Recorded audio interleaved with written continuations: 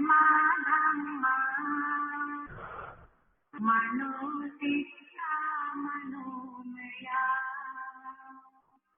मनसति पलुन्तीन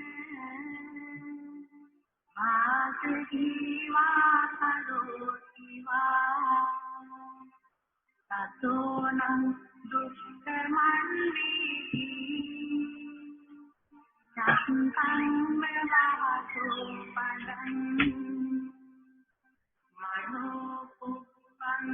मनोपुष्पङ्गमाधम्मा मनोदिष्टा मनोमया मनसति पलुन्तीन भासति वा करोति वा ततो न सुखमन्विति छायावरणपायिनी सुखानुपस्थिं विहरन्तम् इन्द्रियेषु असङ्गुतम् भोजनं नियमसंयम्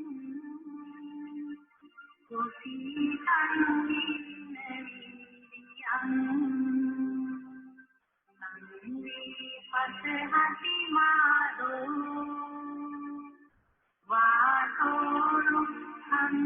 वासोरुहंगदुर्बलम्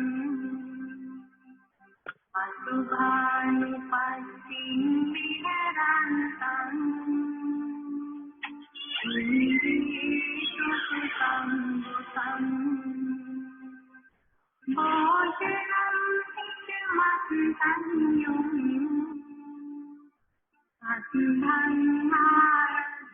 असंधन्नारध्यरीर्यम् संवेन पसहति मारो वासोऽधीनं कायेन संवरो साधु साधुवाचाय संवरो मनसा संवरो साधु. But try to join in now. Arosha is also there.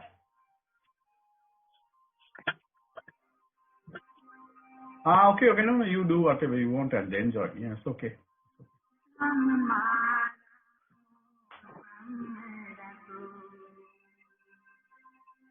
Dhammam anuvichintayam Dhammam anuttaram vikho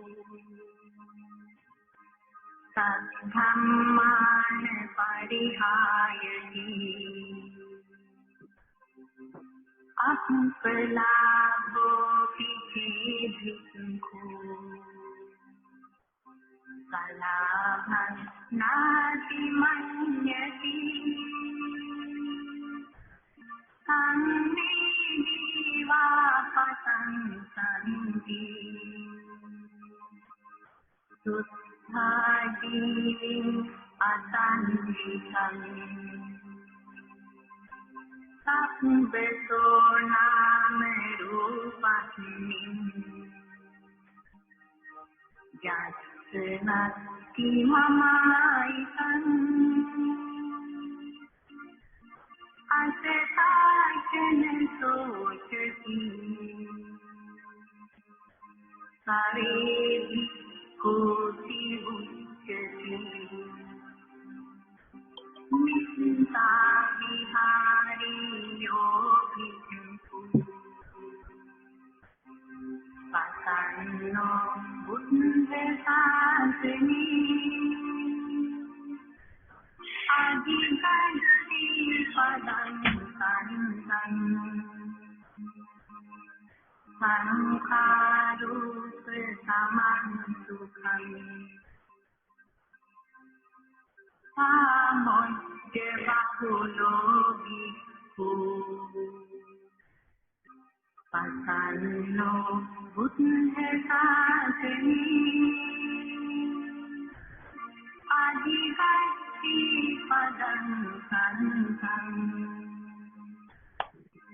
संखारूप समं सुखं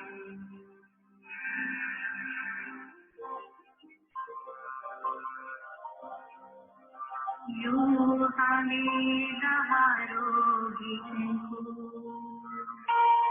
युञ्जति बुद्धशासने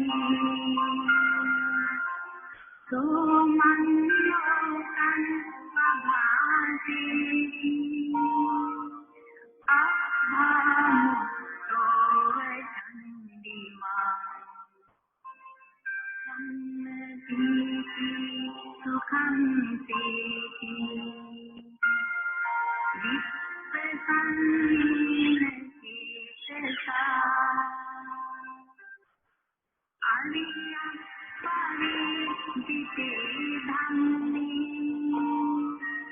सदा रमति पण्डितो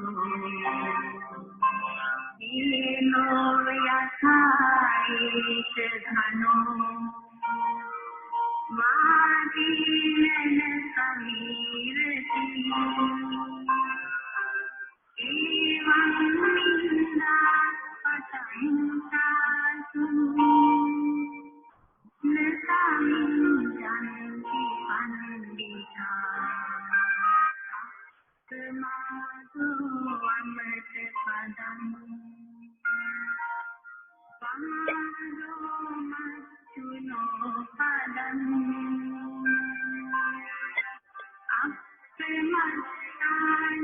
अप्रमत्तानमीयन्ति समस्ताय धामसा ईशन् विशेषतो ज्ञात्वा अप्रमादं हि पण्डिता अप्रमादी अमोदन्ति हरियाणं गोचरीरसा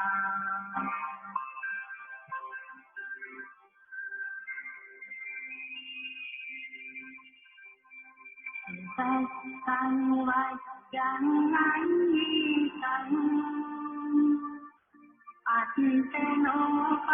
अत्यन्तनोपनदुन्दसं परिसंवितो वञ्जानि ओ पुनाति यथा भूतम् अत्यनोपनचालीति कालिमुमहितवा पाठो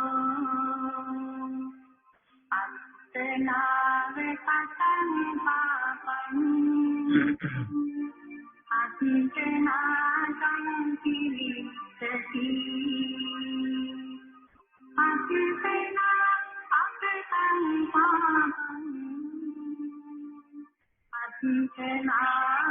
अतिजनावलिसुञ्जति अशुद्धि पठितं नान्योन्यं विशोधये Arosha, are you there? Yeah, go ahead. Hi, Arosha. May Srinyanti just had a delivery from something, and so she will be a few minutes before she.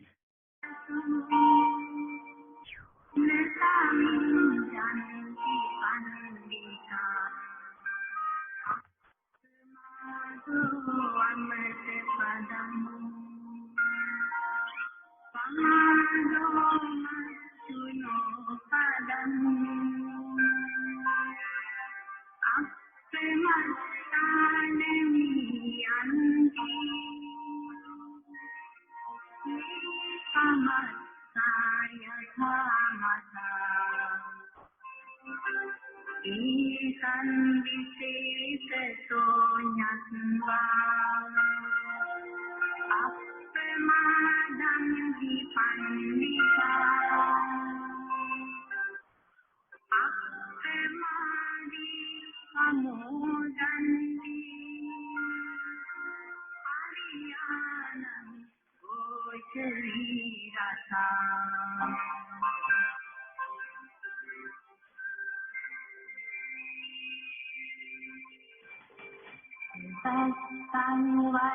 Mata? Dia kabut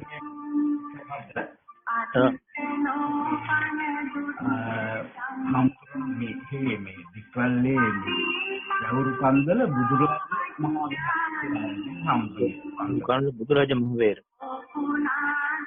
බුදුරාජ විහාරය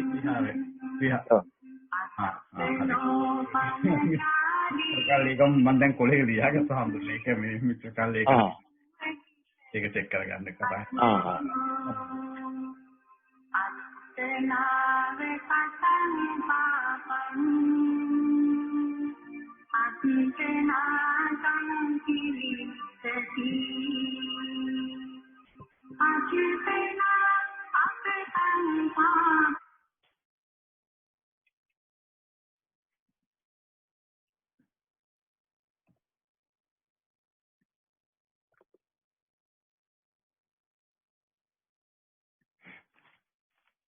පුනර්භවය නෑ ඒක වැරදි එකක්.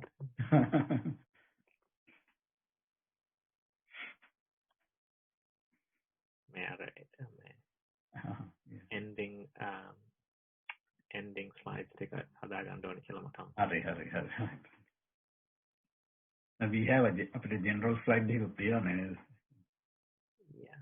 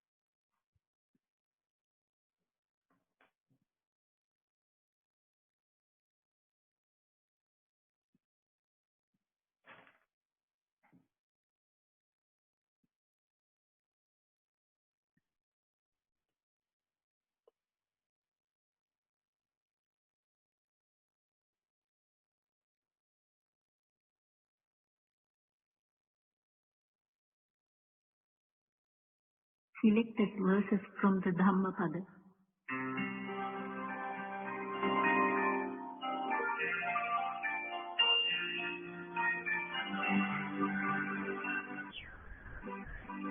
Mano Puppande Madhamma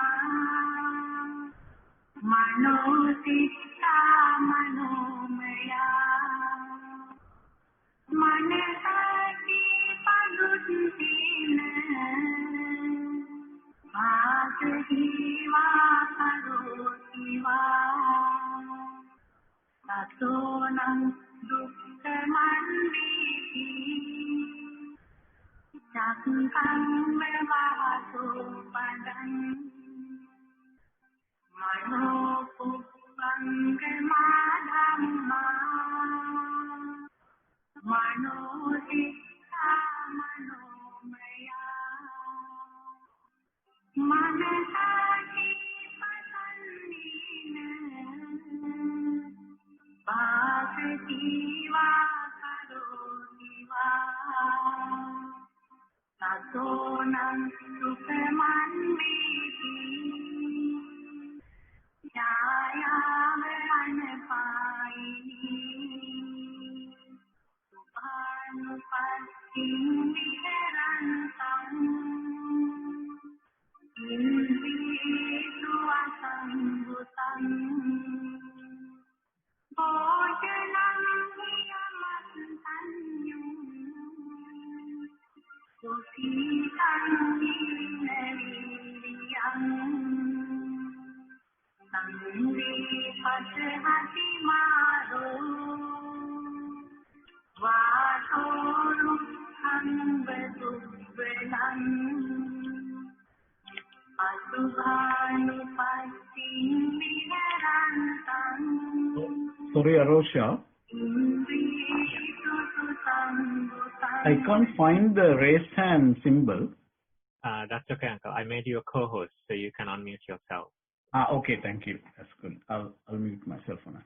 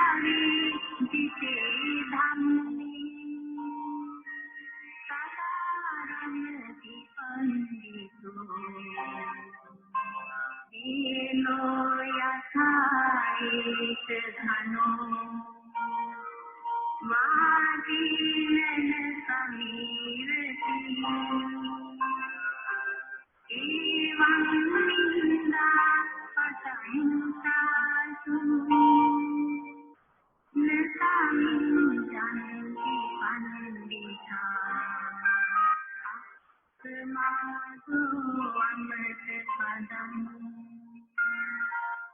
पादो मच्चुनो पदम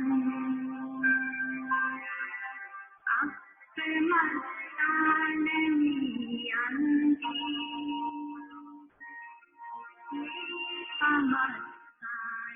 समत्तायथामता ईतं विशेषतो ज्ञात्वा अप्रमादं हि पण्डिता अप्रमादी समोदन्ति हरियाणं गोचरीरथा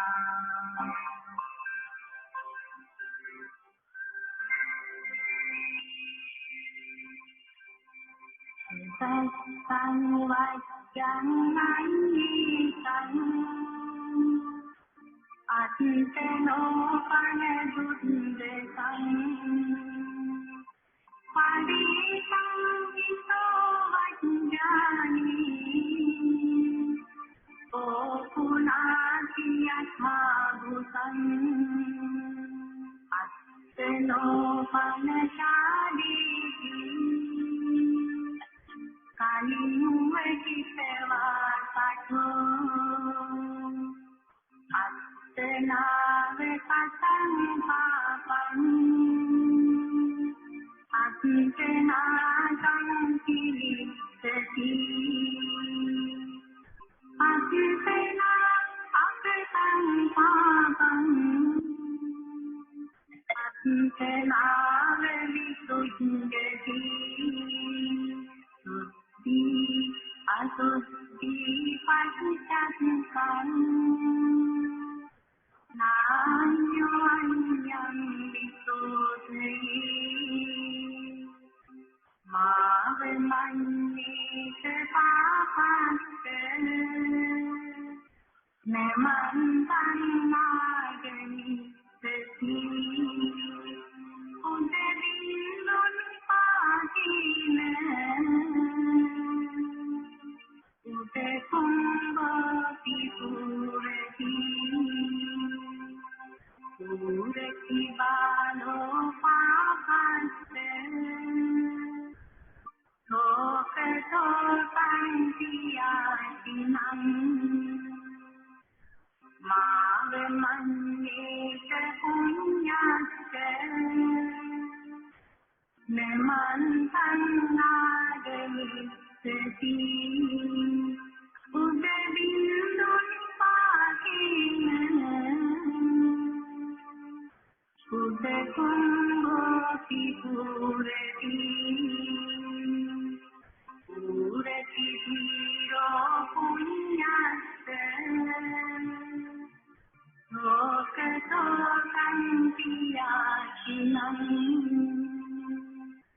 नगरं यथा पश्यन्तम् गुप्तं सन्तर्बाहिरम् एवं गोपीत अज्ञानम् खनोरिमा उपज्जता खनातीता हि शोचन्ति निरयं हि समप्सिता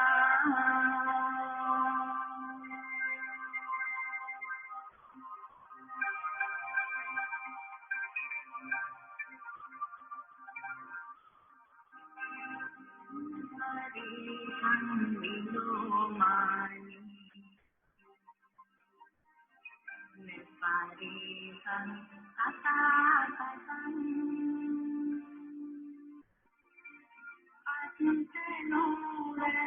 अचिन्तनोरधिष्ठीय कथानि अकृतानि च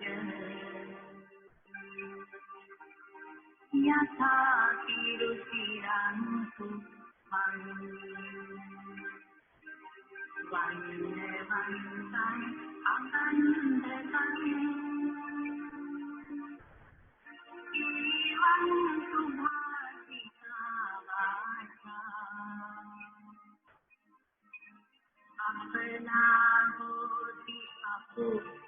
सुप्रतो यथा तिरुचिरं सुखं वन्यवन्तं अगन्धं एवं सुभाषिता वाचा सफला होति सपुत्रतो यथा पुत्रया सिंहा कैरामाला गुणी बाहो एवं जातीन मत्तेन हस्तां कुशलं बहुम् उत्थानेन समाधेन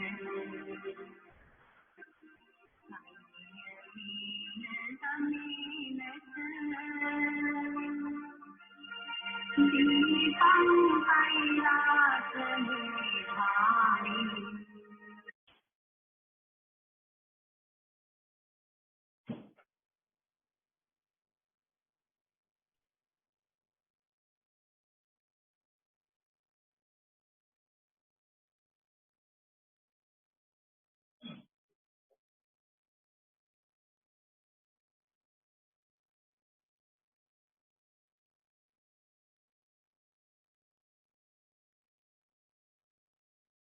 Selected verses from the Dhammapada.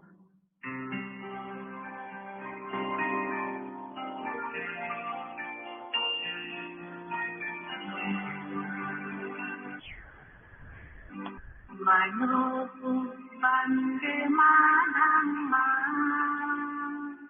Mano Sitta Manomaya Manasati Paluttina Bhagahiva Karotiva Tatonam Dukkhamanditi Jakang Mevaso Padang Mano Pubbande Madhamma Mano Sitta Manomaya Manasati Patandina Bhagativa Karotiva Tatonam Dukkhamanditi Jaya Varanapayini Uphanupattim Viharantam Indriyesu Asambhutam Bhojanam Yamatanyum Susitam Neviriyam Nandi Patahati Maro Vadorukham Vedubbelam Asubhanupattim Viharantam Indriyesu Sambhutam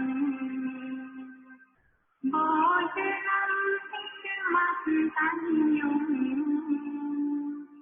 Adham Maradhariyam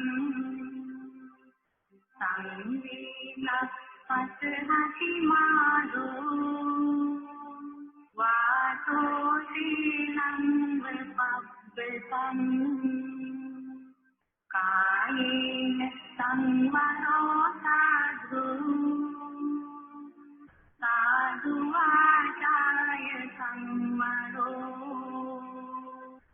Manasa Samvaro Sadhu Sadhu Sabbata Samvaro Sabbata Sambuto दुःखापमुच्यते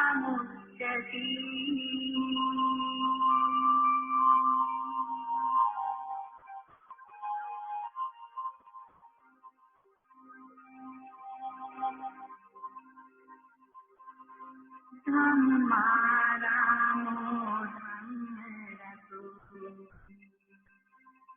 धम्मं अनुविचिन्तयन् धम्मं अनुत्तरं विभो तद्धम्मान् परिहायति अपलाभोऽपि चेद्विसुखो कलाभं नातिमन्यति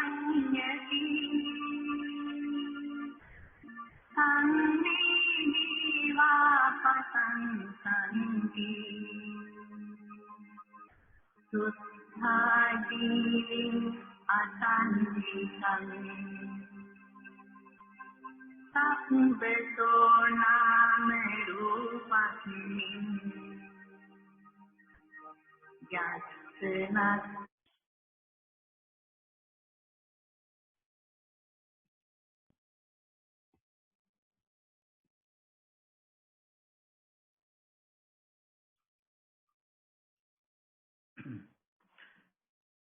හොඳයි එහෙනම් දැන් අද වෙලාව 5යි අපේ වැඩසටහන පටන් ගන්න යන්නේ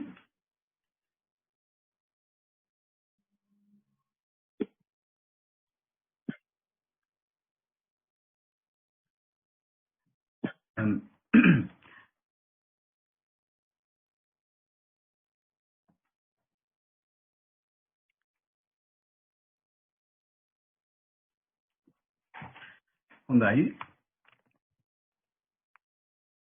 මේ අපේ දික්වැල්ලේ වැවරු කන්දල බුදුරාජ මහා විහාරාධිපති දික්වැල්ලේ සීලසුමන නායක ස්වාමීන්ගෙන් වහන්සේගෙන් අවසරයි අපේ මිල්ටන් කීන්ස් විහාරාධිපති අතිපූජ්‍ය කුරුල්ල සමිත ස්වාමීන් වහන්සේගෙනුත් අවසරයි හිතමිතුරනි අද මිල්ටන් කීන්ස් විහාරයේ ප්‍රමුඛව පාත්නා දහම් සිසල වැඩසටහනේ 12 වෙනි කොටසයි මේ පටන් ගන්න බලාපොරොත්තු වෙන්නේ. ඒ සඳහා අපිට මේ බොහොම පින්වතුන් ගත් හැම්පැත්තෙම සම්බන්ධ වෙලා තියෙනවා. මේ මිල්ටන් කීන්ස් සායේ අවට ප්‍රදේශවල නොතැම්ප්ටන් විතරක්ම නෙවෙයි ලංකාවේ වෙනත් රටවල් කීපයකින්ම පින්වතුන් මේකට සම්බන්ධ වෙනවා කියලා අපි දන්නවා. ඒ කාටත් අයිබෝවන් ඔබලා කවුරුත් සාදරයෙන් පිළිගන්නවා. අද දහම් සිසිල වැඩසටහනේ දායකත්වය දරන්නේ අපේ මේ විහාරස්ථානයේ බොහෝම ලැබිව කටයුතු කරන දෙපළක්. ඒ තමයි ෆුල් සහ සනුජා. ඒ දෙපළ තමයි දායකත්වයේ දරන්නේ අපේ ස්වාමීන් වහන්සේලා ඉගෙන වැඩිපුර දැනුම් දෙයි. සුපුරුදු පරිදි අද දවසේ තෙම මේ ධර්මදේශනාව වනුයේ බෞද්ධ ධර්මයේ අතිශයින්ම වැදගත් වූ කාරණයක් වන කර්මය කියන අදහස ගැනයි. මේ අද විශේෂයෙන් මාතෘකාව යොදලා තියෙන්නේ ඔබට ඔබගේ කර්මය වෙනස් කළ හැකිද කියන්නයි. දන්නා බොහෝම පින්වතුන් මේ ගැන බොහොම ආසාවෙන් බලන් ඉන්නවා මේ ගැන වැඩි විස්තර දැනගන්න. මොකද අපි කවුරුත් අහලා තියෙන මේ වචන තමයි බොහොම වචන ගොඩක් තියෙනවා. කර්මය, කර්ම විපාකය, පින, ඒ වගේම මේ පුණ්‍ය කර්මය, කුසල කර්ම ඔය වගේ වචන ගොඩාක් භාවිතයේ යෙදෙනවා. අපි මේ ගැන වැඩි විස්තර හරියටම දන්නේ නැතුව. ඉතින් මේ අපිට බොහොම කරුණාවෙන් අපේ ස්වාමීන් වහන්සේ මේ ගැන බොහොම අපි ආසාවෙන් බලන් ඉන්නවා. උන්වහන්සේගේ ධර්ම දේශනාවෙන් මේ ගැන අපිට බොහොම පැහැදිලි වෙයි කියලා. හොඳයි. එහෙනම් ගෞරවපූර්වකව මම ආරාධනා කරනවා අපේ සමිතේට අද වැඩසටහන පටන් ගන්න කියලා. අතිගෞරවනීය අපේ පන්සහම්තුන් වහන්සේගෙන් අවසරයි ශ්‍රද්ධාවන්ත පින්වතුනි අපි ඊටාම සතුටු වෙනවා 12 වෙනි වතාවටත් මේ උතුම් දහම් වැඩසටහන බොහොම සාර්ථකව පවත්වා ගන්නට ලැබීම සම්බන්ධව ඒ සඳහා අපේ පංචහාමුදුරන් වහන්සේ මේ දුෂ්කර කාලය තුල විහාරස්ථානයේ තුල වැඩ සිටිනින් අපිට ලොකු උපකාරයක් කළා. උන්වහන්සේ ගොඩාක් සමාජයේ කටයුතු කියන ලංකාවේ වැඩිහිටි විශේෂයෙන් ගිලන් භික්ෂු මධ්‍යස්ථානයක් පවත්වාගෙන යනවා. ඒ වගේම ජර්මන් බෞද්ධ මධ්‍යස්ථානයේ අනුශාසකත්වයේ දරමින් කටයුතු කරනවා. උන්වහන්සේගේ නායක හාමුදුරුවෝ පසුගිය දවස්වල රෝහල් ගත වෙලා අසනීපෙන් සිටිත් මේ සියලු කටයුතු තිබෙද්දී ඊටාම අනුකම්පාවෙන් ඊටා ඕනෑ කමින් අපේ විහාරස්ථානයේ වැඩ කටයුතු වලට සහයෝගය දක්වමින් වැඩ සිටිනවා. උන්වහන්සේට අපි ආශිර්වාද කරනවා, පින් දෙනවා. මේ සියලු කටයුතු සාර්ථක කරගන්න උදව් උපකාර කිරීම සම්බන්ධව උන්වහන්සේ බොහෝම වටිනා දැනුමක් තියෙන ඊටාම ප්‍රියශීලී ස්වභාවයකින් අපිට මේ දේවල් හඳුන්වලා දෙන්න පුළුවන් හාමුදුරන් වහන්සේ නමක් අපිට ඉතින් ලොකු භාග්‍යයක් ඒක. ඒ වගේම අපේ පින්වතුනුත් බොහොම ඕනෑකමින් මේ සඳහා දායකත්වයේ දරමින් මේ අවස්ථාවේදී විහාරස්ථානයකට ලොකු අනුග්‍රහයක් දක්වනවා. ඉතින් අද දායකත්වයේ දරන ඒ දෙපළත් විහාරස්ථානයේට බොහෝම ලෙන්ගතු ප්‍රධාන වශයෙන්ම සමන්වි සැපසිරීම කරමින් කටයුතු කරන පිරිසක්. එයාගේ සියලු බලාපොරොත්තු ඉෂ්ට සිද්ධ වේවා කියලා වැඩි වශයෙන් මම කාලය ගන්නේ නැහැ. අපේ හාමුදුරන් වහන්සේට මා ඊටාම ගෞරවයෙන් ආරාධනා කර සිටිනවා. අද දහම් වැඩසටහන ආරම්භ කරන්න. හැම දිනාටම පෙරවන් සරණයි. අවසරයි අපහා.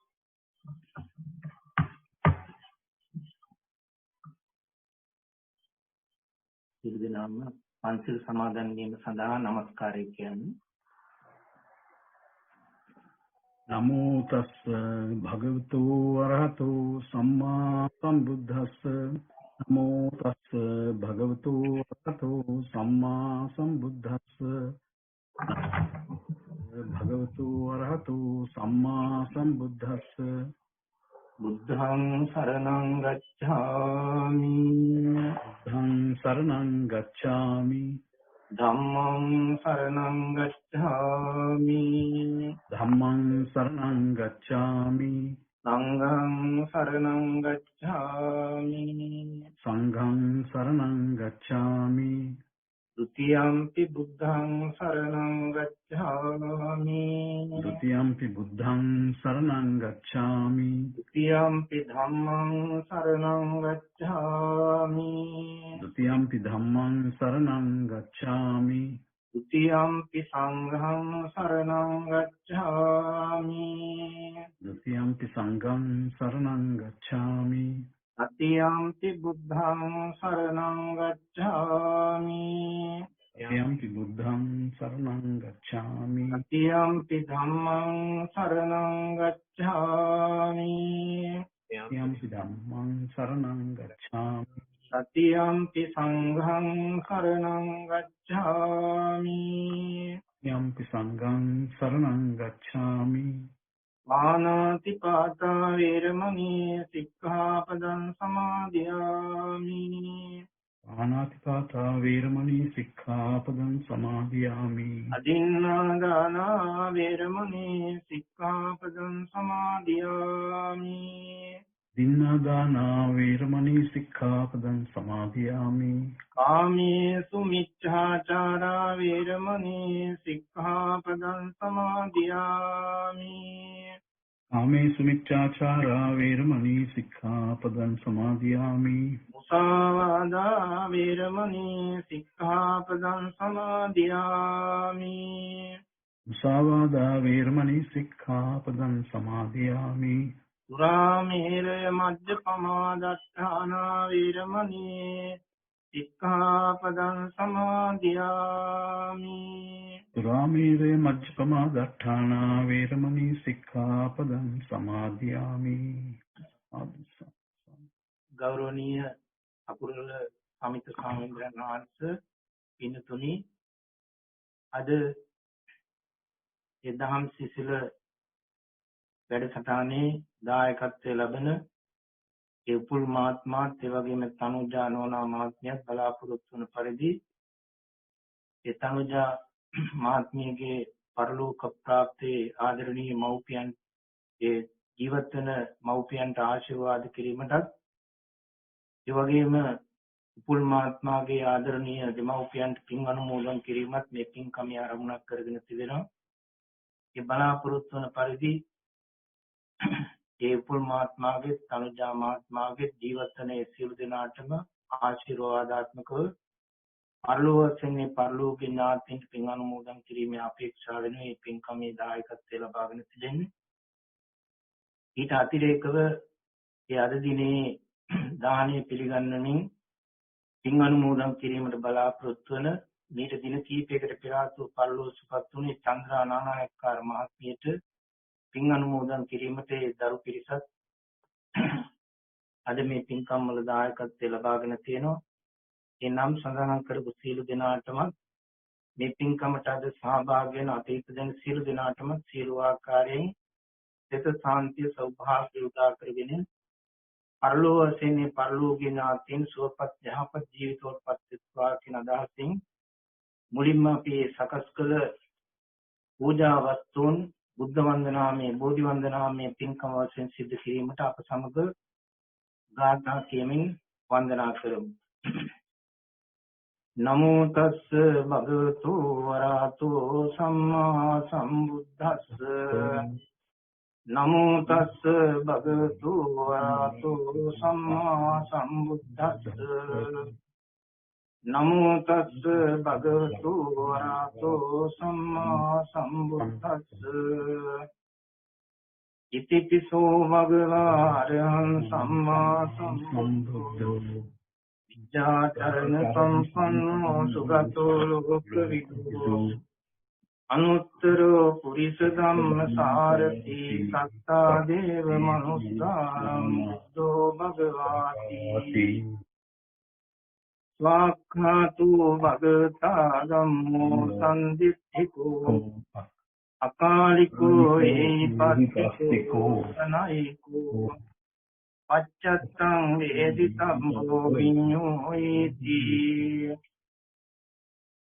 සුපටිපන්නෝ භගවතු සාවක සංඝෝ උජ්ජුපටිපන්නෝ භගවතු සාවක සංඝෝ ඥායපටිපන්නෝ භගවතු සාවක සංඝෝ සාමීචි පටිපන්නෝ භගවතු සාවක සංඝෝ යදිදං චත්තාරි පුරිස යුගානි අට්ඨ පුරිස පුක්ඛලා येस भगवतु सावक संगो आहुनियो पाहुनियो दक्षिणियो अंजलि करनियो अनुत्तरम पुण्यक्य संगो कसाति वंदामि चेत्यं सम्बं सब्बताने सुपतिष्ठितं शारीरिक धातु महाबोधिं बुद्ध रूपं सकलं सदा घनसारप्रदित्तेन दीपेन समदंसिना तिलोक दीपं सम्बुद्धं पूजयामि तमोनुदं सुगन्धं शीतलं सत्त्वं प्रसन्न मधुरं शुभं पानीय में भगवा पतिगन्मासुमुत्तमम्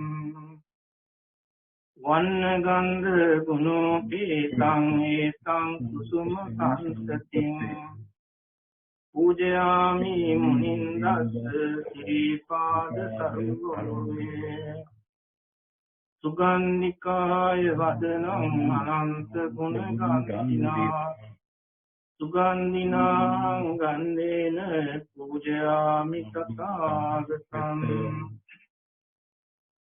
अधिवासे तुनो गंधे सम्मं श्रद्धाय पूजितम् अनुकंपं उपादाय पतिगन्नातु मुत्तमम् කායේන වාචා චිත්තේන පමාදේන මයා කතං අච්ඡං කම්මි සම්තේ භූරි පඤ්ඤ තථාගත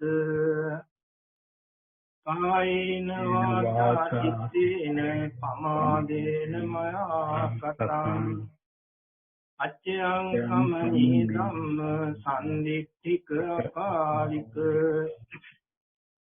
කායේන වාචා චිත්තේන පමාදේන මයා කතං අච්ඡං කම්මි සංඝ සුපටිපන්න අනුත්තර ඉමිනා පුඤ්ඤ කම්මේන මාමේ බාල සමාගමෝ සතං සමාගමෝ හෝතු යාව නිපාන පත්‍තියා ඉදම්මේ පුඤ්ඤං ආසවක්ඛයාවහං හෝතු සබ්බ දුක්ඛා පමුඤ්චතු සාදු සාදු සාදු නමෝ තස්ස භගවතු වරහතෝ සම්මා සම්බුද්දස්ස නමෝ තස්ස භගවතු වරහතෝ සම්මා සම්බුද්දස්ස නමෝ තස්ස භගවතු වරහතෝ සම්මා සම්බුද්දස්ස ගෞරවනීය ආම්ද්‍රෝන් වහන්සේ පින්නතුනි අද ඒ දහම් සිසිල වැඩසටහනේදී අපි මාතෘකාව වශයෙන් තෝරාගත්තේ ඒ කර්ම විපාක වළක්වා ගත හැකිද කියන මාතෘකාවයි.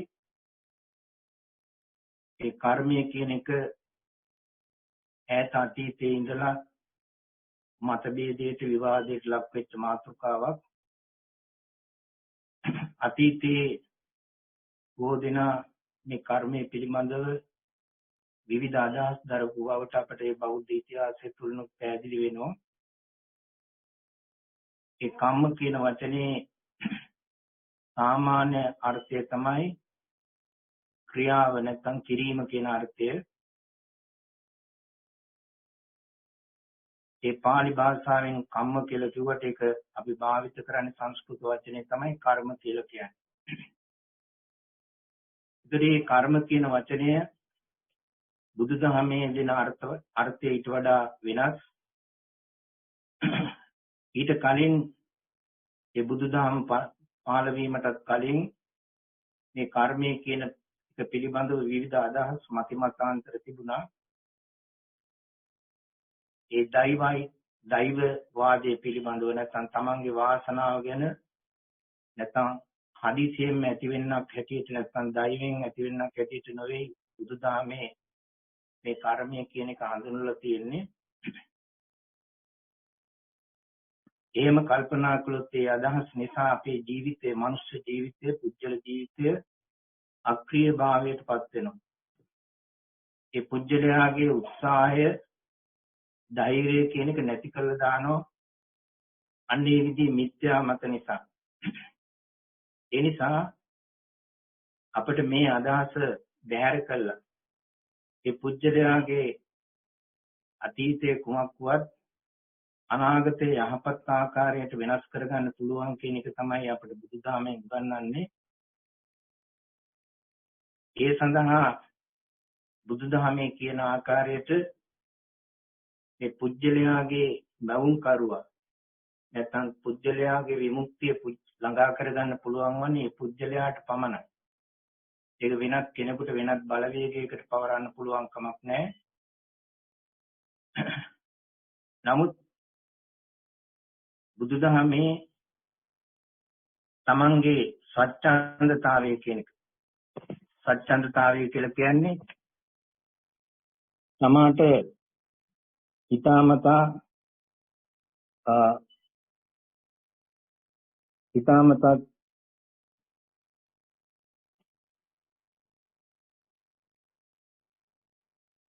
තීරණ ගැනීමට හැකියාවක් ඇති බව තමයි බුදුදහමෙන් දක්වලා තියෙන්නේ. එතකොට අන්නේ අදහස අපට බුදුදහම තුළින් ක්‍රියාත්මක වෙන බව ඒ ධර්මයේ තුලින් පැහැදිලි කරගන්න පුළුවන්. ඒ අදහස අනුව අපි කල්පනා කරනකොට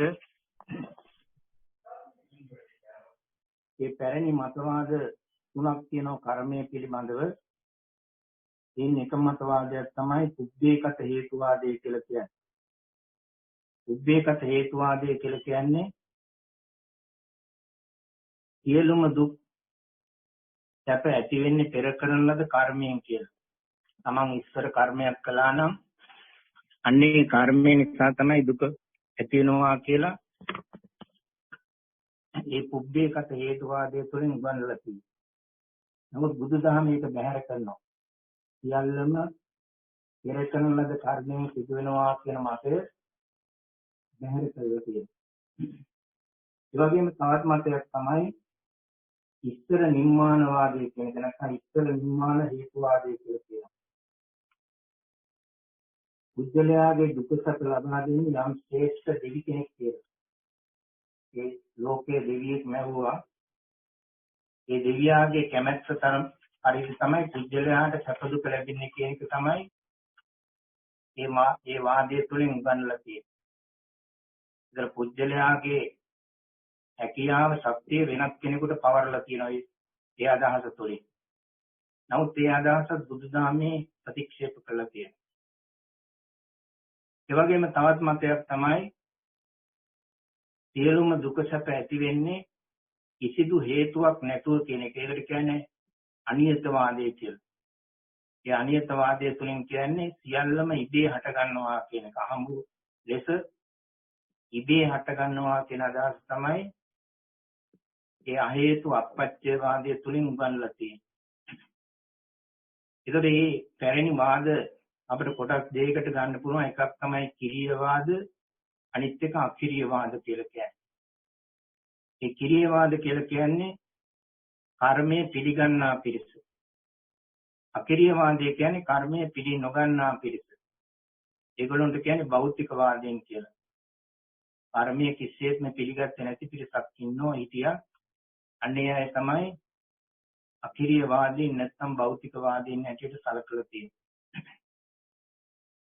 ඒක බුදුදහමේ අනුව අපි කර්මය විමසීමේදී උජ්ජලේ වර්තමාන තත්වයට හේතු වෙච්ච කරුණු මොනවද කියන එක බුදුදහමේ විග්‍රහ කරලා තියෙනවා, විස්තර කරලා තියෙනවා. ඒ සඳහා තමාගේ උත්සාහයේ වීරිය කියන එකත් බලපානවා වගේම ඒ නොපෙනෙන පැත්ත, නොපෙනෙන බලවේගයක්, නොපෙනෙන ශක්තියක් ගැන බුදුදහමේ අපිට කියන්න පුළුවන්. ඒක කර්මය කියන එක වචනයෙන් විස්තර කරන්න පුළුවන් දෙයක් නෙවෙයි. ඒක අචින්තේය කාරණා හැටියට දක්වලා තියෙනවා. අචින්තේය කියන්නේ හිතලා නිමා කරන්න බැරි කාරණා හතරක් දේශනා කරලා තියෙනවා. ඒන් එකක් තමයි මේ කම්ම කියන එක, කර්මය කියන එක. ඒතර ඒක කෙනෙක් උමතු භාවයට පත් වෙන්නට හේතු වන කරුණක් හැටියටයි බුදුදහමේ දක්වලා තියෙන කම්මය, කර්මය ගැන සිහි කිරීම, කර්මය ගැන හිතීම මේ තරම් නිමා කරන්න බැරි දෙයක් හැටියටයි බුදුදහමෙන් උගන්වලා තියෙන්නේ. නමුත් දේවවාදය පිළිගන්නා පිරිස, ඒ වගේම දෛවය පිළිබඳව පිළිගන්නා පිරිස මෙන්න මේ මතයට විරුද්ධ මතයක් තමයි උගන්වලා තියෙන්නේ. ඒගොල්ලෝ අදහස් කරන්නේ වෙනම මතයක්. නමුත් බුදුදහම මේක ප්‍රතික්ෂේප කරමින් අපට උගන්වලා තියෙනවා යම් කෙනෙකුගේ ක්‍රියාවක් ඇතිවීමට කරුණු දෙකක් බලපානවා කියලා. එකක් තමයි පුජ්‍යලයාගේ මානසික අභිප්‍රාය, නැත්නම් චේතනාව, අදහස, අපේක්ෂාව කියන එක. ඒ වගේම තමන්ගේ සිත තුළ ඇතිවෙන බලපෑම. මෙන්න මේ කියන කාරණා දෙක තමයි ඒ ක්‍රියාවක් ඇතිවීමට හේතුන් හැටියට දක්වලා තියෙන්නේ. එතන මෙන්න මේ කරුණ දෙක හේතු කොටගෙන පුජ්‍යලයකට මේ භවයේදී හෝ ඉදිරි භවයකදී හෝ ඵල විපාක ලබා දෙන්න පුළුවන් කියන එක තමයි බුදුදහමෙන් උගන්වලා තියෙන්නේ. ඒතර කර්මය කියන එක සියලුම සත්වයන් නැවත උප්පත්තිය ලබා දීමට හේතුවක් හැටියට අර සංසාර චක්‍රයට සම්බන්ධ කළාම දක්වලා තියෙනවා පටිච්ච සමුප්පාද ධර්මයේ නැත්නම් හේතුඵල ධර්මයේ තුල අවිද්‍යා පත්‍ය සංඛාරා කියන පදයෙන් විස්තර කරලා තියෙනවා. අවිද්‍යාව කියන්නේ චතුරාර්ය සත්‍ය නොදැනුවත්කම. ඒ චතුරාර්ය සත්‍ය නොදැනුවත්කම නිසා සංඛාර හට ගන්නවා කියලා. ඒතර සංඛාර කියලා කියන්නේ කර්ම කියන එකයි. ඒ පුජ්‍යලයා කර්ම රැස් කිරීම නිසා තමයි මේ සංසාරය සැරිසරීමට හේතු වෙන්නේ. සංසාරයේ නැවත නැවතත් උත්පත්ති ලැබීමට හේතු වෙන්නේ කර්ම කියන ඒවා රැස් කිරීම නිසා. ඉතින් කර්ම උත්පාදනයේ අවසන් කරපු දවසට තමයි මේ සංසාර ගමන නිමා කරන්නට පුළුවන් කියන එක බුදුදහමෙන් උගන්වලා තියෙනවා.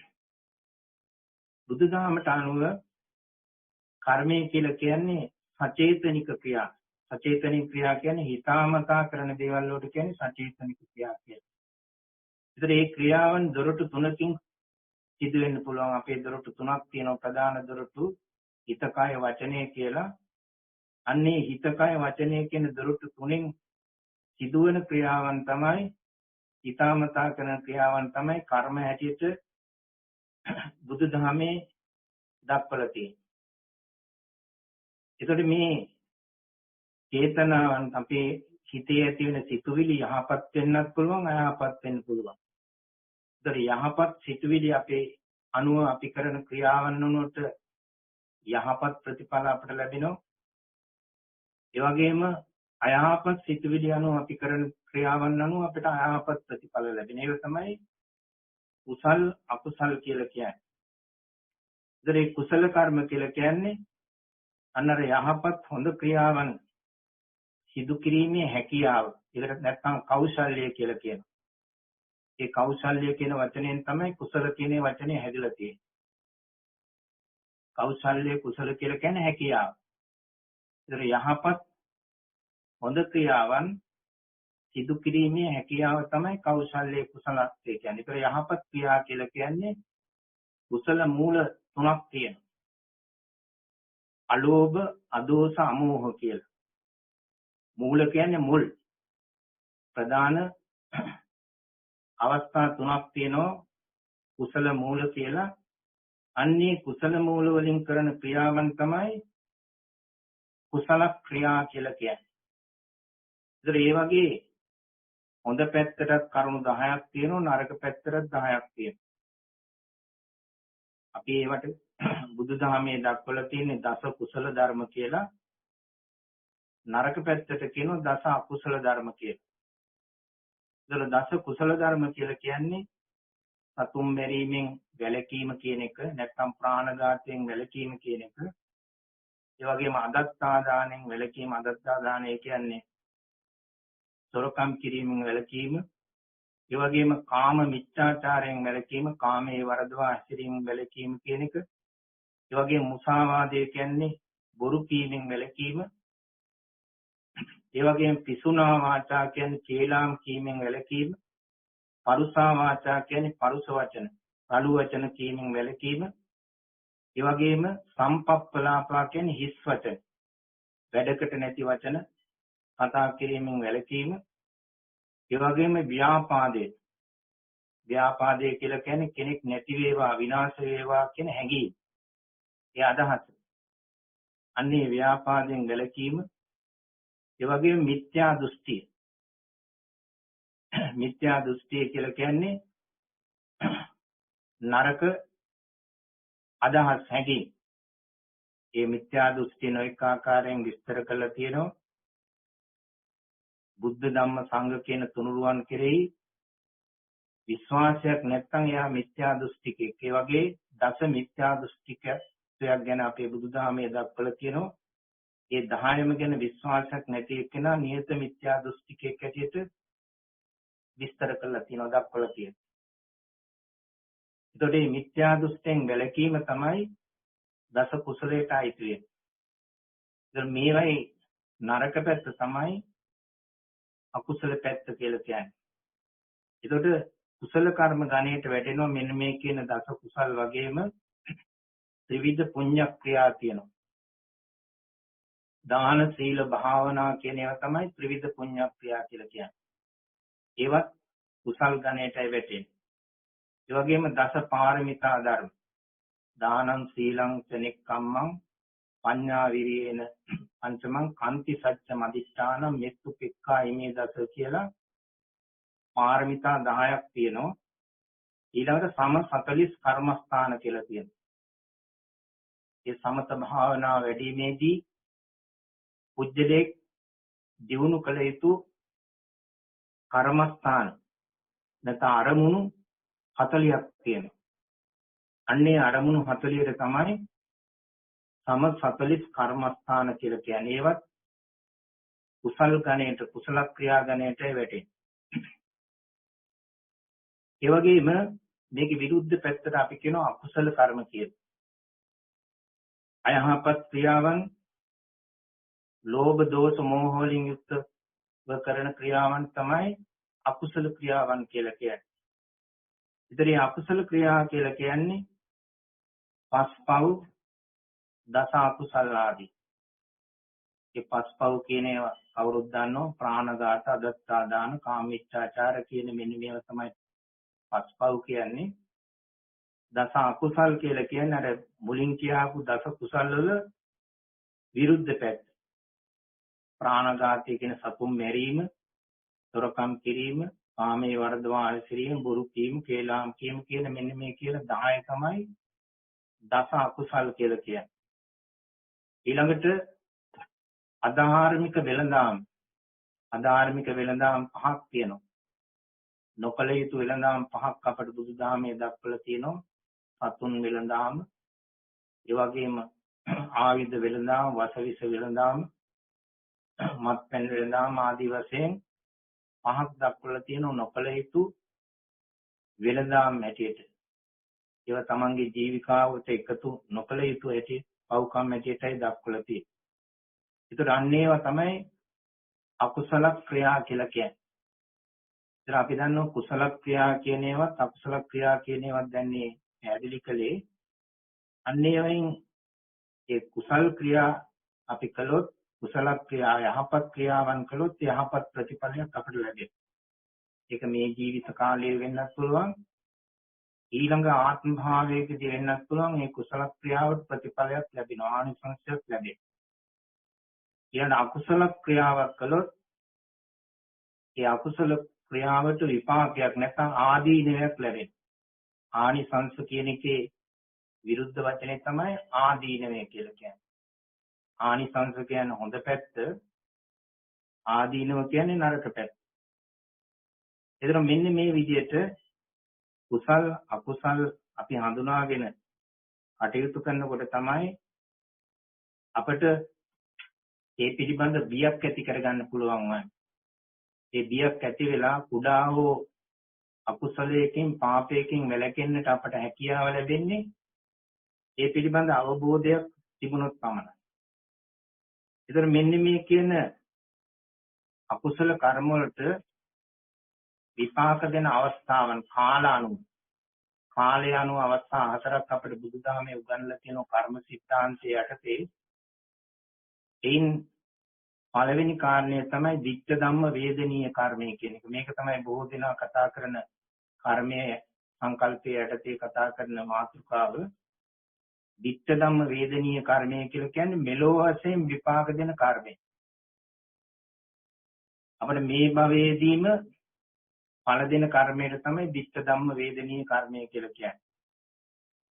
කෙනෙක් ඒ තමන් කරපු කුසල ක්‍රියා මෙලෝ වශයෙන් කරන ලද ක්‍රියාවක් හෝ ඒ පරලෝක වශයෙන් කරන ලද ක්‍රියාවක් නිසා හෝ මෙලොවදීම යහපත් තත්ත්වයට සැප සම්පත් ලබන්න පුළුවන් ඒ කුසල කර්මයන් බලපාන. ඒ වගේම අකුසල කර්මයන් බලපාන ඒ පුජ්‍යලයා නරක පැත්තට එයාට නරක විපත්ති ලැබෙන්න පුළුවන්. කරදර රෝග පීඩා ආදී ලැබෙන්නට පුළුවන්. ඒක තමයි දිට්ඨ ධම්ම වේදනීය කර්මය තුලින් විස්තර කරන්නේ. මේ පිළිබඳව උඟා පරිශන කරලා තියෙන මේ කර්මය පිළිබඳව පරිේශනාත්මකව අපට විස්තර කරන්න පුළුවන් වන්නේ මෙලොව වශයෙන් කෙරෙන ක්‍රියාවන් පිළිබඳව පමණයි. ඒ නිසා ඒ පිළිබඳව අර සංසාර මන්දිර කියන පොතේ විස්තර කරලා තියෙනවා. මේ මෙලොව වශයෙන්ම පරිසන්දීපු ආකාරය. ඒ වගේ මේ නන්ද සේන රත්නපාල මහත්මයා නිර්මාණය කරපු පොතක් තියෙනවා මෙලොව වශයෙන්ම ඵල දෙන කර්මයන් පිළිබඳව. ඒතර මේ පොත්වල විස්තර කරලා තියෙනවා පුජ්‍යලයන්ට මෙලොව වශයෙන් විපාක දීපු කර්මයන් පිළිබඳව. ඒතර අභිධර්මයට අනුව ඒ පුජ්‍යලයා තුල චිත්ත වීති වශයෙන් ඒ චිත්ත වීතිය තුල ජවන් සිත් 7ක් පහළ වෙනවා කියලා දක්වලා තියෙනවා. ඒ ජවන් සිත්වල ඒ 7 වෙනි අවස්ථාවේ පහළ වූ චිත්ත වීතිය 7 වෙනි අවස්ථාවේ පළමුවෙනි ජවන් සිතේදී තමයි මේ දිට්ඨ ධම්ම වේදනීය කර්මයේ විපාක දෙනවායි කියලා දක්වලා තියෙනවා. අපිට උදාහරණ දක්වන්න පුළුවන් මේ බණ පොතේ තියෙන උදාහරණ වලින් ඒ කිංචි මානවිකාව කියලා බෞද්ධයෝ හුඟක් දුරට දන්න කතාවක් තමයි අපේ බුදුහාමුදුරන්ට අපහාස කරන්න කිංචි මානවිකාව කියන කාන්තාව ධර්මිතියක් බැඳගෙන ඇවිල්ලා බුදුහාමුදුරන්ට අපහාස කරා කියලා කියනවා. ඒ අපහාසය නිසා කිංචි මානවිකාව මෙලොව වශයෙන්ම අවීචි මහා නරකයට අරගෙන ගියා. ඒතර අවීචි මහා නරකයට අරගෙන ගියපු 8 දෙනෙක් ගැන අපේ බණ පොතේ දක්වලා තියෙනවා. ඒ 8 දෙනාගෙන් කෙනෙක් තමයි කිංචි මානවිකාව කියලා කියන්නේ. ඊළඟ සුප්පබුද්ධ රජුරු. ඒ සුප්පබුද්ධ රජුරු අපායට ගිය කෙනෙක් අවීචි මහා නරකාදී උපන්න කෙනෙක්. අන්නේ දෙන්නයි කතාවට අතිරේක පුණ්ණානම් දුගියාගේ කතාවේ දුප්පත් පුජ්‍යලෙක් හිටිය පුන්න කියලා එයාගේ කතාවත් ඒ දිට්ඨ ධම්ම වේදනීය වශයෙන් පරිසන්දීපු ප්‍රතිපාක ලබාපු කතාන්තර ඇටියටයි අපි බණ පොතේ දක්වලා තියෙන්නේ. ඒක තමයි මෙලොව වශයෙන් විපාක දෙන කර්මයේ ඇටියට අපේ නිදසුන් සහිතව බණ කතාවල දක්වලා තියෙන්නේ. ඊළඟ උපපජ්ජ වේදනීය කර්මය කියලා කියන්නේ ඊළඟ භවයේදී ඵල දෙන කර්මය. මේ ආත්ම භාවයේ ඊළඟ භවයේදී අපි කරන කුසල හෝ අකුසල කර්මයන් මතු ජීවිතයේදී විපාක දෙන බව අපි බුදුදහමට අනුව පිළිගන්නවා. අර මුලින් කියාපු චිත්ත වීතිවල 7 වෙනි ජවනයේදී ඒ ජවන ශක්තිය තුල තමයි මෙන්න මේ කියන උපපජ්ජ වේදනීය කර්මය ක්‍රියාත්මක වෙන්නේ. අන්නේ විදිහට ඒ විපාක පරිසන්දීපු පුජ්‍යලයන් පිළිබඳ කතාන්තර ඇටියට අපිට නිදසුන් ඇටියට උදාහරණ හැටියට ගන්න පුළුවන්. ඒ දේවදත්ත හාමුදුරුවන්ගේ අපාගත වීම. ඒ දේවදත්ත හාමුදුරුව කරපු අකුසල කර්ම මේ අත දන්නෝ. විශේෂයෙන් ඒ බුදුහාමුදුරන්ට ගල් පෙරලීම ආදී වශයෙන් ඒ කරන ලද අකුසල කර්මයන්ට පරිසන්දීම වශයෙන් ඊළඟ ආත්ම භාවයේ අපාගත වීමක් සිදු වුණා දේවදත්ත හාමුදුරුවෝ. ඒ වගේම ඒ අවීචි මන නරකාදී උපන්න.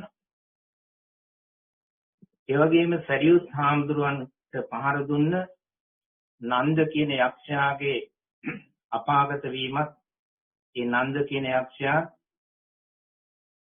අවීචි මහා නරකාදියට ගිය පුජ්‍යලෙක් ඇටියට තමයි දක්වන්නේ. ඒ සරියුත් හාමුදුරන්ට පහර දීපු නිසායි කියලා ඒකේ ඵල විපාකයක් ඇටියට පාප කර්මයක් ඇටියට තමයි ඒ නන්ද යකාට අපාගත වෙන්න සිද්ධ වුනේ. ඒ වගේම නන්ද මානවකයා ඒ නන්ද මානවකයාත් අවීචි මහා නරකාදී උත්පත්ති ලැබුවා. ඒකට හේතුුනේ උප්පලවන්නා කියන මෙහෙණින් වහන්සේ දූෂණය කරපු නිසා කියන එක තමයි මේ බණ කතාවේ කියවෙන්නේ. උප්පලවන්නා කියලා කියන්නේ ඒ ප්‍රධාන අග්‍රශ්‍රාවිකා තනතුර දරුවෝ කෙනෙක්. අපේ බුදුහාමුදුරන්ගේ අග්‍රශ්‍රාවිකා තනතුර දරුවෝ කේමා උප්පලවන්නා කියලා දෙන්නේ කෙනෙක් තමයි උප්පලවන්නා කියලා කියන්නේ. තාම ලස්සන රූපයක් ලැබලා උත්පත්ති ලැබු භික්ෂුණියක් හැටියට තමයි උප්පලවන්නා මෙහෙණින් වහන්සේ ගැන දක්වලා තියෙන්නේ. අන්නේ උප්පලවන්නා මෙහෙණියට කරපු ඒ හිරිහැරය නිසා තමයි එවිනේ අවිච්චිමා නරකාදියට උත්පත්ති ලැබන්නට හේතු වෙන්නේ. ඊළඟට අපරාපරිය වේදනීය කර්මය. අපරාපරිය වේදනීය කර්මය කියන්නේ සංසාරයේ දිගින් දිගටම පළ දෙන කර්මය. ඒක ඒකාත්ම භාවයක නෙවෙයි, දිගින් දිගටම ඵල විපාක ලබා දෙන කර්මය හැටියට තමයි අපරාපරිය කර්මය ගැන දක්වන්නේ. මේ ජීවිතයත් ඒ වගේම මතු ජීවිතයත් හැරුණම දීර්ඝ සංසාරයේ මේ කර්ම විපාකයේ පරිසම් දෙන්න පුළුවන් මතු ජීවිතයන් තුල. මේ ජීවිතේ හැරුණම මතු ජීවිතයන් තුල තමයි මේ කර්මය විපාකයේ පරිසම් දෙන්නේ. අපි කියුවාර චිත්ත වීති 7ක්, ජවන් සිත් 7ක් පහළ වෙනවායි කියලා. ඒ ජවන් සිත් 7න් පළවෙනි ජවන් සිතේ අවසාන ජවන් සිතත් හැර ඒ 2 3 4 5 කියන ඒ ජවන් සිත් වල තමයි මෙන්න මේ කියන අපරාපරිය වේදනීය කර්මේ ක්‍රියාත්මක වෙන්නේ. ඒතර එවැනි පාප කර්මයකින් පරිසන්දීපු කතාවන් අතර ඒ චක්කුපාල හාමුදුරුවන්ගේ දිනෙස් අන්ධවීම කියන එක දක්වන්න පුළුවන්. චක්කුපාල හාමුදුරුව කියන්නේ රහතන් වහන්සේ නමක්. නමුත් උන්වහන්සේ රහත් වෙන ආත්ම භාවයේ ඇස් දෙක අන්ධ භාවයටපත් වුණා. ඒකට හේතුව තමයි එක්තරා ආත්ම භාවයක වෛද්‍යවරයෙක් වෙලා ඉපදිච්ච වෙලාවේ මේ වෛද්‍යවරයා රෝගියෙකුට හිතාමතාම බෙහෙතක් දුන්නා ඇස් දෙක අන්ධ වීම සඳහා. අන්න මේ පාප කර්මය තමයි රහත් උනත් මේ චක්කුපාල හාමුදුරන්ට බලපෑවේ. උන්වහන්සේ රහතන් වහන්සේ උනත් අන්ධ භාවයටපත් වුණා. ඒතර රහත් වෙලත් ඒ පාප කර්මයෙන් මිදෙන්නට බැරි වුණා. ඒතර ඒක මේ අපරාපරිය වේදනීය කර්මයෙන් බලපානාද පාප කර්මයක් ඇටියට විපාකයක් ඇටියටයි අපේ බණ පොතේ දැක්වෙන්නේ. ඊළඟට මුගලන් හාමුදුරන්ට වරුන් විසින් පහර දුන්නා කියන එක. ඊර්දිම තුන් අතර අගත්තන්පත් හාමුදුරුව තමයි මහා මුගල්ලාන නැත්නම් මුගලන් හාමුදුරුව. ඒ උන්වහන්සේ අපවත් වීමටත් නැත්නම් පිරිනොම් පාන්නටත් හේතුනේ මෙන්න මේ පහර දීම. ඒ සොරුන් විසින් පහර දීලා ඒ මුගලන් හාමුදුරුව ඒ විදිහට ජීවිතය අවසන් වෙන්නට හේතුනේ මෙන්න මේ අපරාපරිය වේදනීය කර්මයේ බලපෑම තුල. ඒ වගේම අපුත්තක සිටුවරයාට ධනෙ ලැබීම. ඒ දුප්පත් ඉඳලා අවසානයේදී විශාල ධනයක් එකපාරටම ලැබුණේ සංසාරයේ කරන ලද පුණ්‍ය ශක්තියක් මතුවීම නිසා. ඒ වගේම අපි අර කලින් කියන ලද උප්පලවන්නා මෙහෙණින් වහන්සේ නැත්නම් උප්පලවන්නා ඒ රහත් මෙහෙණියට විශිෂ්ට රූප ස්වභාවයක් ලැබුණා. ඒ රූප ස්වභාව ලැබුණේ සංසාරයේ කරන ලද පුණ්‍ය කර්ම වල ශක්තියක් නිසා. ඒක තමයි අපරාපරිය වේදනීය කර්ම වශයෙන් ඒ උප්පලවන්නා මෙහෙණින් වහන්සේට ඒ පුණ්‍ය ශක්තිය පරිසම් දීලා ඊටාම රූපවන්ත මෙහෙණින් වහන්සේ කෙනෙක් ඇටියට නැත්නම් භික්ෂුණියක් බවට පත් වුණා. ඒතර ওই විදිහට මේ අපරාපරිය වේදනීය කර්මය කියන එක සංසාරයේ දිගින් දිගටම කෙනෙකුට පරිසම් දෙන්න පුළුවන්. රහත් භාවය කියලා කියන්නේ ඒ බුදුපසේ බුදු මහරහතන් වහන්සේලා කියන්නේ කර්මය අවසන් කරපු ඇත්තෝ. නමුත් ඒ රහත් වෙන ආත්ම භාවයේ එවැනි කර්ම විපාක පරිසම් දෙන්න පුළුවන්. නමුත් ඒ රහත් භාවයෙන් පස්සේ එවැනි පරිසම් දීමක් වෙන්නේ නැහැ. මොකද මේ කර්මයේ ක්ෂය කරපු නිසා, කර්මය අවසන් කරපු නිසා. ඊළඟට අහෝසි කර්ම කියලා කියන්නේ ඵල දීමට අවකාශයක් ලැබෙන්නේ නැතුව අහෝසි වන කර්ම තියෙනවා. කෙනෙක් කරපු පාප කර්මයක් හෝ කුසල කර්මයක් පරිසම් නොදී අහෝසි වෙන්නට හේතු වෙන අවස්ථාවට තමයි අවෝසි කර්මය කියලා කියන්නේ. අපි මෙලොව වශයෙන් අපි කරන ලද පාප කර්මයක් හෝ කුසල කර්මයක් විපාක නොලැබුණොත් මතු ආත්ම භාවයකත් ඒ කොටස අවෝසි වෙලා යන්න පුළුවන්. මේ මෙලොව පරිසම් නොදුන්නත් මතු ආත්ම භාවයක තිබුණත් ඒ මතු ආත්ම භාවයේදී ඒක ප්‍රතිඵලයක් නොදී ඒකට විපාකයක් නොදී අවසන් වෙන්නට පුළුවන් කර්ම වලට තමයි අවෝසි කර්ම කියලා කියන්නේ. ඒතර එවැනි අවෝසි කර්ම වලට උදාහරණයක් දක්වලා තියෙනවා දේවදත්ත හාමුදුරුවන්ගේ කතාව. ඒ දේවදත්ත හාමුදුරුවෝ පැවිදි ජීවිතේ නැත්නම් මහානකම අවුරුදු 36ක් ගත කළා කියලා දක්වන මන කතාවේ එතුමාගේ ඒ චරිත කතාව තුළ ඒ අවුරුදු 36ක් හොඳින් පැවිදි ජීවිතය ගත කළා. ඒ හොඳ කර්මය නිසා ඒ පැවිදි ජීවිතය හොඳින් ගත කරපු නිසා ඒකේ ප්‍රතිඵලය ආනිසංසය මතු ජීවිතයකදී තමයි ලැබෙන්නේ. නමුත් මරණින් මත්තේ අපාගත වුණත් අර සැප විපාකය ලැබෙන ආනිසංසය ලබන්නට බැරි වුණා. ඒ මතු ජීවිතයේදී ඒ පළ විපාකේ නැත්නම් යහපත් ප්‍රතිඵලය ලැබෙනමයි කුසල බලය ලැබෙනවයි කියලා කියනවා අපරාපරි වේදනීය කර්මයක් ලෙස මතුවෙලා සත්‍තිස්සර කියන පසේ බුදුවරයෙක් බවට පත් වෙනවා කියලා. ඒ සත්‍තිස්සර කියන පසේ බුදු සත්‍ය ලබන්නට හැකි වෙන්නේ අන්නර අවුරුදු 36ක් පැවිදි ජීවිතය ගත කරපු නිසා කියන එක තමයි මේ අවෝසි කර්මය යටතේ නිදසුනක් හැටියට උදාහරණයක් හැටියට අපේ බණ පොතේ දක්වලා තියෙනවා.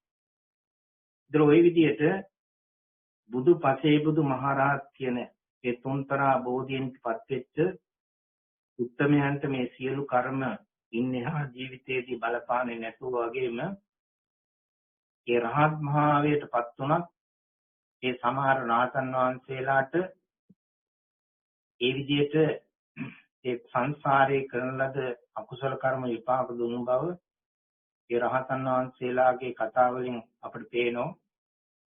ඒ ලකුණ්ඨක බද්දිය කියන ආම්දුරු ඉතාම මිටි ආම්දුරු කෙනෙක් රහත් භාවයටපත් වෙච්ච ආම්දුරු කෙනෙක්. නමුත් සංසාරේ කරන ලද අකුසල කර්මයක් නිසා ඉතාම මිටි සිරුරක් ඇතුව උත්පත්ති ලැබුවා. ඒ වගේම අඟුලිමාල රහතන් වහන්සේ අඟුලිමාල ආම්දුරු ඒ රහත් භාවයටපත් වෙනා. ඒ රහත් භාවයටපත් උනත් තමන් කරපු පාප කර්ම වලට පරිසම් දෙන්නට මෝහන දෙන්නට සිද්ධ වුණා. රහතන් වහන්සේ කෙනෙක් හැටියට වෙනත් කෙනෙකුට ගහන ගලක් සතෙකුට ගහන ගලක් අඟුලිමාල හාමුදුරන්ගේ ඇඟේ ශරීරේ ඔළුවේ වැදුනයි කියලා තියෙනවා. ඒ පින්ඩ පාතේ ගිහිල්ලා එනකොට ලේ පිරාගෙන පන්සලට වැඩියා කියලා. මොකද මේ වෙනස් කෙනෙකුට ගහන ගල් තමන්ගේ ශරීරයට තමන්ගේ ඔළුවට තමයි වැදලා තියෙන්නේ. මොකද ඒ පාප කර්මය තමයි පරිසම් දීලා තියෙන්නේ. අන්න ඒ විදිහට මේ අවෝසි කර්මයක් එක ආත්ම භාවයක ආයසෙලා ඊළඟ ආත්ම භාවයකදී කෙනෙකුට පුච්චලයකට මුහුණ දෙන්නට විපාක දෙන්නට හැකියාව තිබෙනවා. ඊළඟ කර්මය විස්තර කරන තැන්වල ඒ කර්මයේ විපාක දෙන ආකාරය අනුව කොටස් 4කට බෙදෙනවා.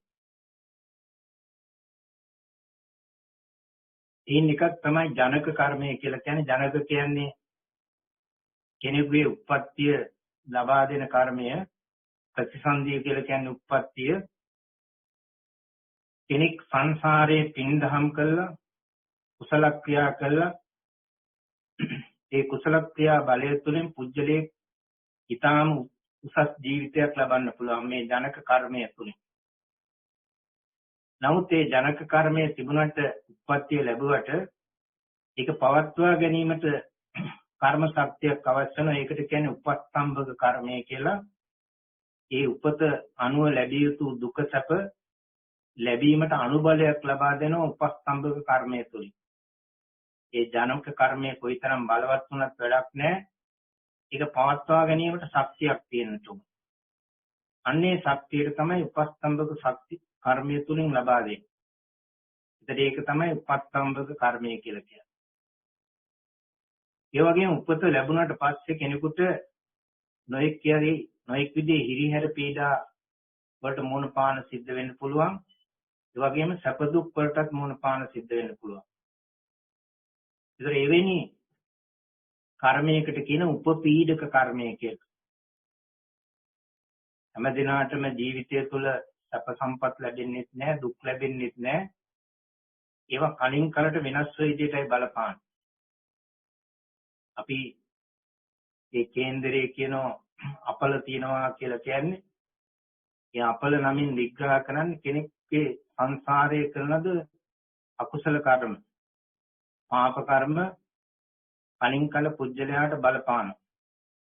අන්නේ බලපෑම නිසා පුජ්‍යලයා මේක විදිහේ රෝග පීඩාවන් වලට අතුරු අන්තරාවලට මුහුණ පාන්නට පුළුවන්. ඒක තමයි උපපීඩක කර්මය තුළින් පුජ්‍යලයාට මුහුණ දෙන්නට සිද්ධ වෙන්නේ. ඒ වගේම උපඝාතක කර්මය කියලා කියන්නේ ඒක අවසාන අවස්ථාව තමයි ඒ පුජ්‍යලයකට උප්පත්තිය ලැබුණාට පස්සේ දුක සැප සම්පූර්ණයෙන්ම නැති කර දමන්න පුළුවන්. ඝාතනය කරනවා කියන්නේ නැති කළා දාන්න.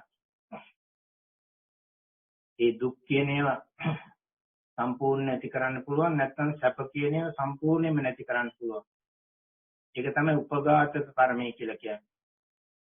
අන්නේ විදිහට කර්මය විපාක දෙන ආකාරය කොටස් 4කට අපේ බුදුදහමේ දක්වලා තියෙනවා.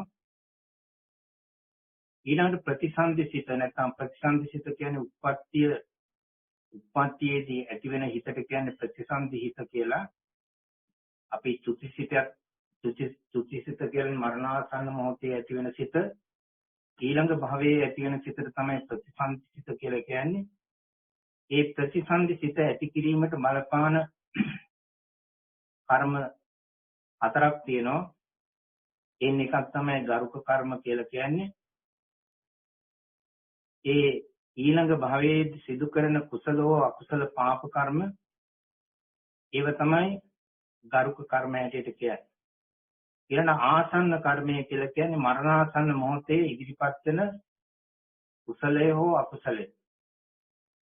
තමන් මැරෙන්නට ආසන්න වන මොහොතේ ඒ පුජ්‍යලයාට බලපාන්න පුළුවන් ඒ තමන්ගේ හිතට 100ට නැගෙන චුති චිත්තයට පහළ වෙන සිතුවිල්ල. කුසල සිතුවිල්ලක් වෙන්න පුළුවන්, අකුසල සිතුවිල්ලක් වෙන්න පුළුවන්. අන්නේ සිතුවිල්ල අනුව තමයි ඊළඟ භාවය තීරණය වෙන්නේ. ඒ වගේම ආචීර්ණ කර්මය කියලා කියන්නේ නිතර නිතර සිදු කළ පුරුදු කරපු කර්මය. ඉතින් අපිට අවසාන මොහොතේ බොහෝ විට හිතට පහළ වෙන්නේ තමන් පුරුදු කරපු කර්ම. අපි යහපත් දේවල් පින්කම් නිතර නිතර මෙනෙහි කළා තිබුණත් ඒවා අපිට නිතර මේ මෙනෙහි කිරීම තුළින් අවසාන මොහොතේ පවා අපේ හිතට නැගෙන්න පුළුවන් අර කුසල් සිතුවිලි. ඒ වගේම නරක දේවල් පව් වැඩ අපි කළා නිතරම තියෙනවා නම් ඒක තමයි අපට අවසාන මොහොතේ හිතට නැගෙන්නේ. ඒ නිසා තමයි අර පැරණි ඇත්තෝ පින් පොතක් කියලා භාවිත කරලා තියෙන්නේ. තමන් කරු පින්කම් පොතක ලියලා නිතර නිතර මෙනෙහි කළා ඒවා කියවුවා. රජවරු පවා ඒක සිද්ධ කරලා තියෙනවා. ඒ මොකද අපට කරන හොඳ දේවල් අමතක වෙනවා. යහපත් ක්‍රියා නරක දේවල් තමයි හිතට මතුවෙන්නේ. පව්කම් තමයි හිතට ඇතුළු වෙන්නේ. ඒ නිසා තමයි නිතර පුරුදු කරන කර්මය, ආචීර්ණ කර්මය අපට බලපාන. අන්නේ ආචීර්ණ කර්මය හොඳ පැත්තට අපි යොමු කරන්න අපි මේ යහපත් දේවල් නිතර මෙනෙහි කරන්නට ඕන. ඒවා අපි 100ට නගාගෙන තියෙන්න ඕනේ. 100ට නගාගෙන තිබුණු තරමට තමයි අවසාන මොහොතේ පවා අපට ඒ සිතුවිල්ල අපේ හිතට ඇතුළු වෙලා ඒ තුලින් ඊළඟ ආත්ම භාවය නැත්නම් ඊළඟ භවයේ යහපත් වෙන්න සුගතියක උප්පත්තිය ලබන්න පුළුවන්. ගති කියලා කියන්නේ උප්පත්තිය. සුගති කියන්නේ යහපත් ලෝකයේ යහපත් උප්පත්තියක් ලබන්න පුළුවන්. නැත්නම් නරක පාප කර්මයක් නිසා දුගතියක උප්පත්තිය ලබන. දුගති කියන්නේ නරක ලෝකේ, නරක ආදී සතර අපායක උප්පත්තිය ලබන්නට පුළුවන්. ඒ වගේම මේ කර්මයේ යටතේ අපිට කටත්තා කර්මය කියලා කියන්නේ බලවත් නොවන චේතනා ශක්තියකින් යුතුව සිදු කළ කර්ම තමයි කටත්තා කර්මය කියලා කියන්නේ. එතන අපි කලින් කිව්වා වගේ පුජ්‍යලයක් යම් විදි ක්‍රියාවක් කරන විට ඒ පුජ්‍යලයාගේ හිතේ ඇතුළේ තියෙන යම් විදි අභිප්‍රායක් යම්සි අරමුණක් අන්නේ අරමුණ අනුව තමයි ඒ ක්‍රියාවේ ඵල විපාක ලබා දෙන බව බුදුදහමෙන් දක්වන්නේ. සිතුවිල්ල අනුව තමයි ඒක තීරණය වෙන්නේ. යහපත් සිතුවිල්ලක් නම් යහපත් ප්‍රතිඵලයක් ලැබෙනවා. ඒ වගේම අයහපත් සිතුවිල්ලක් නම් අයහපත් ප්‍රතිඵලයක් ලැබෙනවා. ඒක තමයි කර්ම સિદ્ધාන්තය යටතේ බුදුදහම තුල විස්තර කරලා තියෙන්නේ. තමන් කරන ක්‍රියාවන් රහසිගතව කළා. ඒ රහසිගත සිතුවිල්ලක් තිබුණත් ඒ සෑම ක්‍රියාවකම යම්කිසි ප්‍රතිඵලයක් තියෙනවා.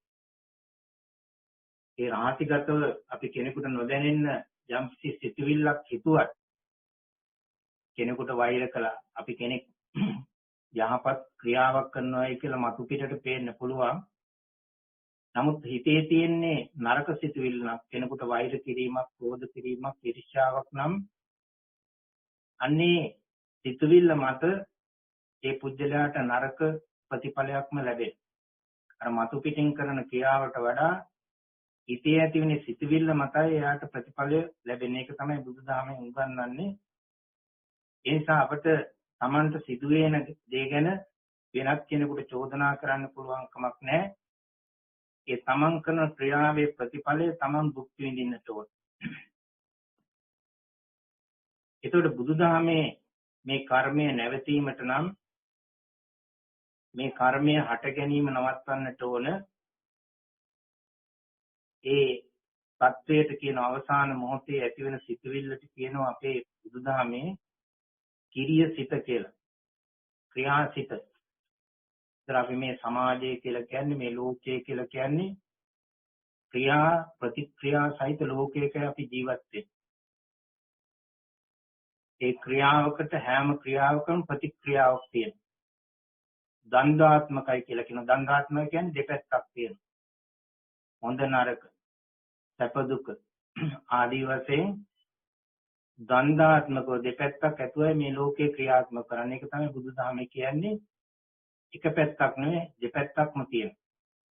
අපි හොඳ කරනවා නම් හොඳ ප්‍රතිඵල ලැබෙන්න පුළුවන්. ඒ වගේ මේකේ පැත්තේ අනිත් පැත්ත තියෙනවා නරක. හොඳ නරක සැප දුක් වශයෙන් මෙන්න මේ දණ්ඩාත්මකව ක්‍රියාත්මක වන ලෝකයක් තමයි මේ ලෝකේ. ඒ ක්‍රියා ප්‍රතික්‍රියා සහිත ලෝකයක් තමයි මේ ලෝකේ.